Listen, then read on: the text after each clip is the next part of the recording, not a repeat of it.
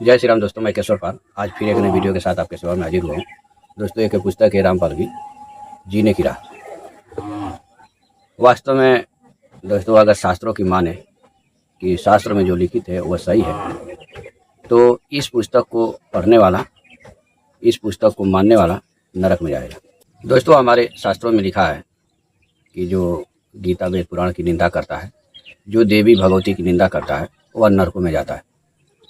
तो सबसे पहले हम आपको देवी भागवत में ही दिखा देते हैं, फिर इस जीने की राह में हम दिखाते हैं कि इसमें रामपाल ने जो वर्णन किया है, इस चीज़ को जो मानेगा, इस पर विश्वास करेगा, इस ग्रंथ को जो पढ़ेगा शास्त्र के अनुसार, वह सीधे नरक में जाएगा।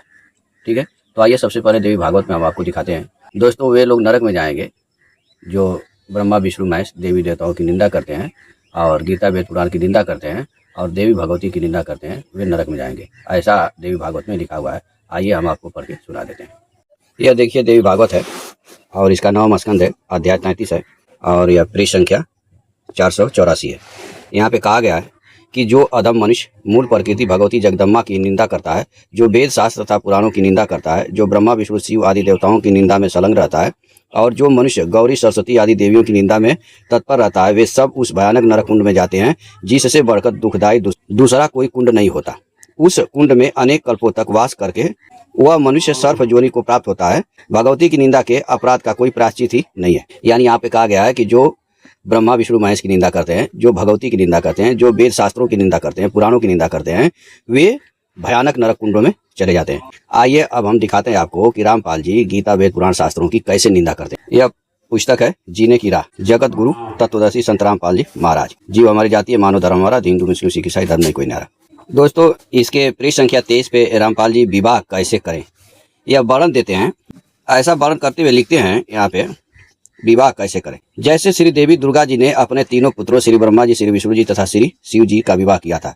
आगे यहाँ पे लिख रहे हैं, यहाँ पे श्री देवी पुराण के 3 स्कंद में प्रमाण है कि इस ब्रह्मांड के प्रारंभ में तीनों देवताओं श्री ब्रह्मा जी, श्री विष्णु जी तथा श्री शिव जी का जब इनकी माता श्री दुर्गा जी ने विवाह किया, उस समय न कोई बराती था, न कोई भांति था, न कोई भोजन भंडारा किया गया था, न डीजे बजा था, न कोई नृत्य किया गया था। श्री दुर्गा जी ने अपने बड़े पुत्र श्री ब्रह्मा जी से कहा कि हे ब्रह्मा, यह सावित्री नाम की लड़की तुझे तेरी पत्नी रूप में दी जाती है, इसे ले जाओ और अपना घर बसाओ। इसी प्रकार अपने बीच वाले पुत्र श्री विष्णु जी से लक्ष्मी जी तथा छोटे बेटे श्री शिव जी को पार्वती जी को देकर कहा कि ये तुम्हारी पत्नियां हैं, इनको ले जाओ और अपना अपना घर बसाओ। तीनों अपनी अपनी पत्नियों को लेकर अपने अपने लोक में चले गए, जिससे विश्व का विस्तार हुआ। अब यहाँ बाबा जी से ये पूछा जाए कि बाबा जी, आप तत्वदर्शी हो कि चतुर्दर्शी हो? जब कोई नहीं था, आप ही लिख रहे हो कि ब्रह्मांड के प्रारंभ में तीनों देवताओं श्री ब्रह्मा श्री विष्णु जी का विवाह इनकी माता दुर्गा जी ने किया। उस समय न कोई बराती था। जब ब्रह्मांड के स्टार्टिंग में जब कोई था ही नहीं, ब्रह्मा विष्णु महेश थे, मान लो आपकी कथा के अनुसार ब्रह्मा विष्णु महेश थे, तो फिर बारात कौन जाएगा जब कोई था ही नहीं? जब कोई था नहीं तो भात कौन खाएगा? जब कोई था ही नहीं तो भंडारा कौन करेगा? जब कोई था ही नहीं तो डीजे जब था ही नहीं तो डीजे बजाएगा कौन? जब कोई नाचने वाला था नहीं तो नाचेगा कौन? लेकिन आज के डेट में तो हमारे सगे संबंधी सभी लोग हैं, तो हम बारात लेकर जाते हैं। हमारे लोग हैं, बुलाते हैं तो हम उनको भंडारा भोजन कराते हैं, डीजे भी बजता है खुशी में और नाच भी होता है, क्योंकि लोग हमारे पास हैं। जब उस टाइम था ही नहीं कोई तो करेगा कौन? तो आप उस टाइम की बात लेते हो और आज की डेट से तुलना कर। थोड़ा सा एक और दिखा दो दोस्तों, इनका ये लास्ट में ये प्रवचन ऐसा दे रहे हैं, कह रहे हैं कि विवाह करके देख लिया जिसने देखी जेल नहीं। जैसे जेल में 4 दीवारी के अंदर रहना मजबूरी होता है, इसी प्रकार विवाह के पश्चात माता पिता के लिए, अपने परिवार के पोषण के लिए, गृहस्थी जीवन जीने के लिए सामाजिक मर्यादा रूपी 4 दीवारी के अंदर रहना अनिवार्य हो जाता है। अपनी मर्जी नहीं चला सकता, यानी नौकरी वाला नौकरी पर जाता है, मजदूर मजदूरी पर तथा किसान खेत के कार्य को करने के लिए मजबूर है, जो जरूरी है। तो अब रामपाल जी से पूछा जाए कि भाई ये जेल जो है 17 मिनट में, ये लिख रहे हो आप कि 17 मिनट में असुर निकंदन रमैनी पढ़ करके शादी करा देते हो, तो यह क्यों जेल दे रहे हो अपने दासियों को? भाई जब आपने लिख ही दिया कि विवाह करके देख लियो जिसने देखी जेल नहीं, तो क्यों ऐसा दे रहे हो? बताना चाहिए था कि विवाह नहीं करना चाहिए। अब इनकी मूर्खता का प्रमाण अब आगे देंगे दोस्तों। यहाँ पे देखिए, लिखते हैं कि शंका समाधान कर रहे हैं। कुछ व्यक्ति कहते हैं कि पार्वती जी की मृत्यु हो गई थी, उस देवी का पुनर्जन्म राजा दक्ष के घर हुआ था। जुआ होने पर देवी सती पार्वती जी ने नारद के बताने के पश्चात श्री शिव जी को पति बनाने का दृढ़ संकल्प कर लिया और अपनी माता जी के माध्यम से अपनी इच्छा पिता दक्ष को बताई तो राजा दक्ष ने कहा कि वह शिव जी मेरा दामाद बनने योग्य नहीं है, क्योंकि वह नग्न रहता है, केवल एक मृगछाल पर्दे पर बांधता है, शरीर पर राख लगाकर भांग के नशे में रहता है, सर्पों को साथ रखता है। ऐसे व्यक्ति से मैं अपनी बेटी का विवाह करके जगत में हंसी का पात्र नहीं बनूंगा। परंतु देवी पार्वती भी जिद की पक्की थी। उसने अपनी इच्छा श्री शिव जी के पास भिजवा दी और कहा कि मैं आपसे विवाह करना चाहती हूँ। राजा दक्ष ने पार्वती जी का विवाह किसी अन्य के साथ निश्चित कर रखा था। उसी दिन श्री शिव जी अपने साथ हजारों की संख्या में भूत प्रेत भैरव तथा अपने गणों को लेकर विवाह मंडप पर पहुंच गए। राजा दक्ष के सैनिकों ने विरोध किया। शिव की सेना और दक्ष की सेना में युद्ध हुआ।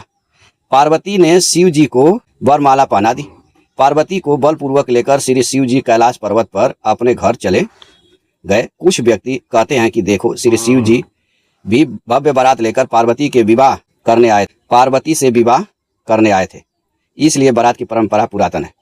अब इन बाबा से पूछा जाए कि बाबा ये कपोल कहानी जो बता रहे हो, ये कहाँ लिखा है, किस ग्रंथ में ऐसा लिखा है कि पार्वती के पिता दक्ष है? और उन्होंने ये लिख रखा है रामपाल जी ने कि केवल एक मृगछाला पर्दे बांधता है, शरीर पर राख लगाकर भांग के नशे में रहता है। ऐसे शब्द का प्रयोग दक्ष ने कहाँ पे किया है, किस शास्त्र में लिखा है? रामपाल जी से पूछने योग्य प्रश्न है दोस्तों। वास्तव में रामपाल एक चतुर, महान, कपटी और ठग है। ठीक है, इस बात को वही लोग मानते हैं जो मूर्ख हैं, कभी अपने शास्त्रों को नहीं पढ़ते या उनके दिल में देवी देवता, गीता, वेद, पुराण के प्रति नफरत होती है। ठीक है, अभी अगर कोई दास भाई हमारी इस वीडियो को देख रहा हो तो हम उनसे यही कहेंगे कि भाई ये बताओ कि किस शास्त्र में ऐसा लिखा है, कहाँ पे ऐसा लिखा है कि भगवान शिव और दक्ष के बीच युद्ध हुआ, कि किस शास्त्र में लिखा है? पार्वती जी को उठाकर ले गए। तो ये इनकी जो है कपोल कहानियां हैं, और ये कपोल कहानियां उन्हीं को पसंद आती है जो रामपाल जी के तरह से देवी देवताओं से जलते हैं और इधर उधर की बातें करते। आगे लिखते हैं, इसलिए बारात बिना विवाह की शोभा नहीं होती। इसका उत्तर यह है कि विवाह नहीं था, यह तो प्रेम प्रसंग था। श्री शिव जी बारात नई सेना लाए थे। पार्वती को बलपूर्वक उठा ले जाने के लिए विवाह की पुरातन परंपरा श्री देवी महापुराण के 3 स्कंद में है, जो ऊपर बता दी है। बेटियों तथा बेटों को चाहिए कि अपने माता पिता जी की इच्छा अनुसार विवाह करें। प्रेम विवाह महाकलेश का कारण बन जाता है, जैसे भगवान शिव जी और पार्वती जी का विवाह। पार्वती जी का किसी बात पर मन मुटाव हो गया। ठीक है, तो आगे कथा हम बाद में पढ़ेंगे दोस्तों, अगली वीडियो में बनाएंगे। आज हम पहले इतनी पढ़ लेते हैं। ये रामपाल जी ने जो लिखा है, पार्वती जी जो है दक्ष की पुत्री थी, और दक्ष ने ऐसा कुछ कहा था क्या विवाह करने के लिए, और सेना जो है कि लेकर आए थे क्या, ये सब रामपाल जी का जो है झूठा आरोप है। तो आइए थोड़ा सा हम शिवपुराण में आपको पढ़ के सुना देते हैं दोस्तों। यह संक्षिप्त शिवपुराण है, गीता प्रेस गोरखपुर, हनुमान प्रसाद इसके संपादक हैं। यहाँ पे दोस्तों कथा बड़ी लंबी है, शॉर्टकट में हम आपको दिखा देते हैं। यहाँ पे देखिए विषय लिया गया है 185 पे, सती को शिव से वर की प्राप्ति तथा भगवान शिव का ब्रह्मा जी को दक्ष के पास भेजकर सती का वर्ण करना। अब यहाँ पे कथा क्या चल रही है, ब्रह्मा जी कहते हैं कि मुने उधर सती ने अश्विनी मास के शुक्ल पक्ष की अष्टमी तिथि को उपवास करके भक्ति भाव से सर्वेश्वर शिव का पूजन किया। इस प्रकार नंदाव्रत पूर्ण होने पर नवमी तिथि को दिन में ध्यानमग्न हुई सती को भगवान शिव ने प्रत्यक्ष दर्शन दिया। उनका श्री विग्रह सर्वांग सुंदर एवं गौण वर का था। उनके 5 मुख थे और प्रत्येक मुख में 3-3 नेत्र थे। भाल देश में चंद्रमा शोभा दे रहा था। उनका चित्त प्रसन्न था और कंठ में नील चिन्ह दृष्टिगोचर होता था। उनके 4 भुजाएं थी इत्यादि यहाँ पे वर्णन हो रहा है। यानी माता सती के तपस्या से भगवान शंकर प्रसन्न हो जाते हैं। अब यहाँ पे ब्रह्मा जी फिर कहते हैं कि ब्रह्मा जी कहते हैं, मुने जगदीश्वर महादेव जी यद्यप सती के मनोभाव को जानते थे तो भी उनकी बात सुनने के लिए बोले कोई वर मांगो, परंतु सती लज्जा के अधीन हो गई थी, इसलिए उनके हृदय में जो बात थी उसे वे स्पष्ट शब्दों में कह न सकी। उनका जो अभिष्ट मनोरथ था वह लज्जा से आच्छादित हो गया। प्राण वल्लभ शिव का प्रिय वचन सुनकर सती अत्यंत प्रेम में मग्न हो गई। इस बात को जानकर भक्तवत्सल भगवान शंकर बड़े प्रसन्न हुए और शीघ्रता पूर्वक बारंबार कहने लगे, वर मांगो वर मांगो। सत्पुरुषों के आश्रय भूत अंतर्यामी शंभु सती की भक्ति के वशीभूत हो गए थे। तब सती ने अपनी लज्जा को रोककर महादेव जी से कहा, वर देने वाले प्रभु, मुझे मेरी इच्छा के अनुसार ऐसा वर दीजिए जो टल न सके। यानी भगवान शंकर वर मांगने के लिए कहते हैं और माता सती जो है लज्जावश वर नहीं मांग रही है। फिर भी जब भगवान शंकर जोर दे रहे हैं तो कह रहे हैं कि ऐसा वर दीजिए जो टल न सके। भक्त वत्सल भगवान शंकर ने देखा सती अपनी बात पूरी नहीं कर पा रही हैं, तब वे स्वयं ही उनसे बोले, देवी तुम मेरी भार्या हो जाओ। अपने अभिष्ट फल को प्रकट करने वाले उनके इस वचन को सुनकर आनंदमग्न हुई सती चुपचाप खड़ी रह गई, क्योंकि वे मनोवांछित वर पा चुकी थी। यानी माता सती तपस्या किस लिए कर रही थी? भगवान शिव को पति रूप में पाने के लिए। तो क्या कोई प्रेमिका जो प्रेम करती है वो तपस्या करती है? नहीं ना। देखिए ये रामपाल जी जो है यहाँ पे क्या ले जा रहे हैं, प्रेम प्रसंग, प्रेम विवाह के बारे में ले जा रहे हैं ये रामपाल जी। आगे यहाँ पे फिर बताएंगे, वीडियो बड़ी हो जाएगी, मैं इसको बाद मिलूंगा। प्रेम प्रसंग ये बताएंगे, इनका कहने का अर्थ यही है इसमें। तो यहाँ पे क्या होता है कि वो वर दे देते हैं और माता सती जो है वहां से चल देती है। सती बोली, देवाधिदेव महादेव प्रभु जगतपते, आप मेरे पिता को कहकर वैवाहिक विधि से मेरा परिग्रह करें। यानी जो रीति रिवाज है उसके अनुसार मेरा विवाह करें। किसे कह करके? मेरे पिताजी से कहकर। ये नहीं कि वो भगा कर ले गए थे।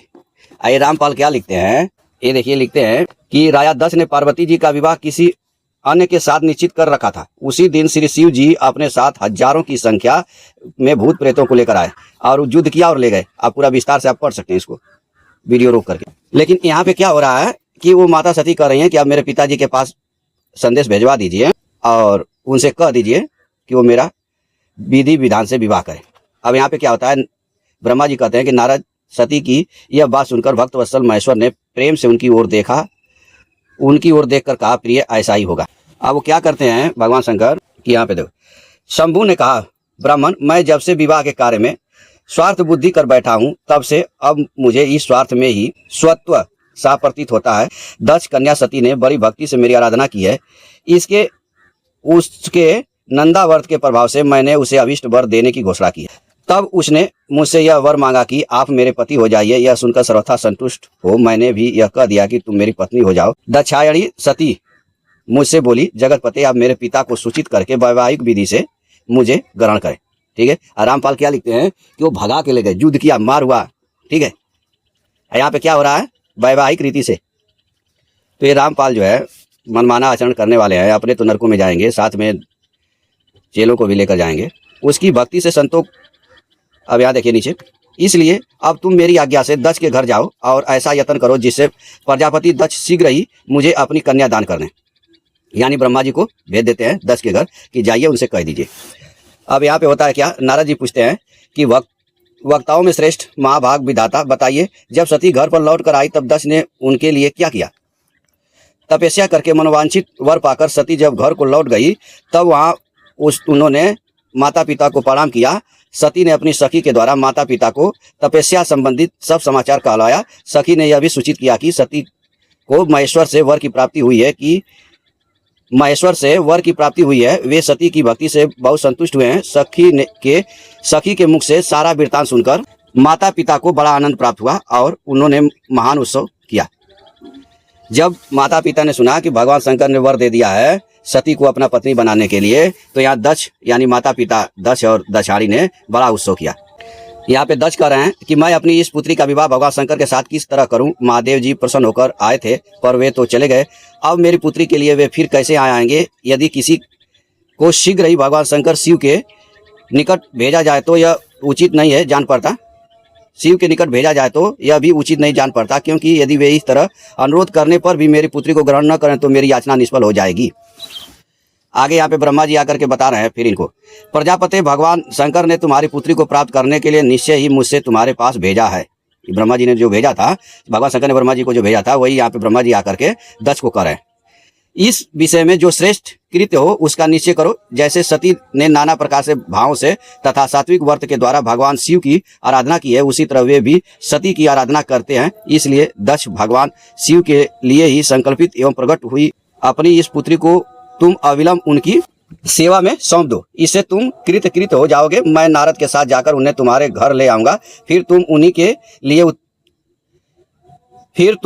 उत्पन्न हुई अपनी यह पुत्री उनके हाथ में दे दो। अब यहाँ पे आगे क्या कहते हैं, ब्रह्मा जी कहते हैं कि नारद मेरी यह बात सुनकर मेरे पुत्र दक्ष को बड़ा हर्ष हुआ। वे अत्यंत प्रसन्न होकर बोले, पिताजी ऐसा ही होगा। मुने जब मैं अत्यंत हर्षित हो वहां से उस स्थान से लौटा जहां लोक कल्याण में तत्पर रहने वाले भगवान शिव बड़ी उत्सुकता से मेरी प्रतीक्षा कर रहे। दोस्तों आपने इस वीडियो में क्या देखा कि यहाँ पे किसी भी प्रकार से प्रेम प्रसंग विवाह नहीं था, लेकिन रामपाल जी ने मनमाना आचरण करके लोगों को भ्रमित किया। ठीक है। यहाँ पे माता सती ने भगवान शिव को प्राप्त करने के लिए एक व्रत धारण किया था, तपस्या किया था। भगवान शिव प्रसन्न हुए, उनको वर दिए कि जाओ मैं तुम्हें पत्नी रूप में ग्रहण करूंगा। यह बात जाकर के माता सती ने सखी के द्वारा अपने माता पिता को सुनाया, यानी दक्ष और दक्षाणी को। तो उन लोगों को बड़ा अच्छा लगा और उन्होंने बड़ा उत्सव मनाया और फिर भगवान शंकर नारद जी को भेज करके दक्ष को ये बात बताए। तो दक्ष फिर क्या किए कि भगवान शंकर की बात मान करके उनसे माता सती का विवाह कर दिया। ठीक है, तो यहाँ पे माता सती के पिता जो है दक्ष है और पार्वती के पिता हिमालय हैं। अगली कड़ी में हम आपको बताएंगे। तो आज के लिए इतना ही, फिर मिलेंगे नेक्स्ट वीडियो में, तब तक के लिए जय सीताराम।